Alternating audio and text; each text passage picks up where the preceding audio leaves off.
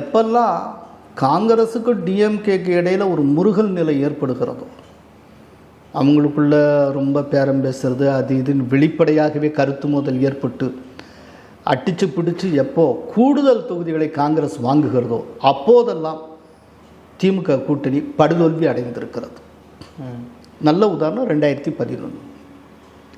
2011 தான் 2G spectrum அந்த பிரச்சனை ஹை பீக்கில் போயிட்டு இருந்த டைம். அந்த டயத்தில் அப்போது மன்மோகன் சிங் ஆட்சி.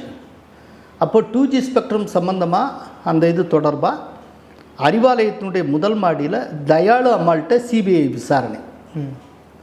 அங்கே வேணும்னே விசாரணை நடத்திக்கிட்டு இருக்கப்போ கிரவுண்ட் ஃப்ளோரில் வச்சு கூட்டணி பங்கீடு பற்றி பேச்சு. அதை ஒரு அரசியல் விமர்சகர் எப்படி சொல்லியிருந்தான்னா, கழுத்தில் கத்தியை வச்சுக்கிட்டு பேரம் பேசிட்டுனாங்க மேலே தயாளு அம்மாள்கிட்ட. இத்தனைக்கும் தயாளு அம்மாள் அவ்வளவு ரொம்ப உடல்நலம் குன்றி இருந்தார். கிட்டத்தட்ட ஒரு டிமென்ஷியா ஸ்டேட்டஸ், அவங்களுக்கே நினைவு தப்பி சரியாக பேச முடியாது பாவம். அப்படிப்பட்ட ஒரு சூழ்நிலையில் இரக்கமே இல்லாமல் காங்கிரஸ் நடந்து கொண்டது. அவங்கள அங்கே வர வச்சு கேள்வி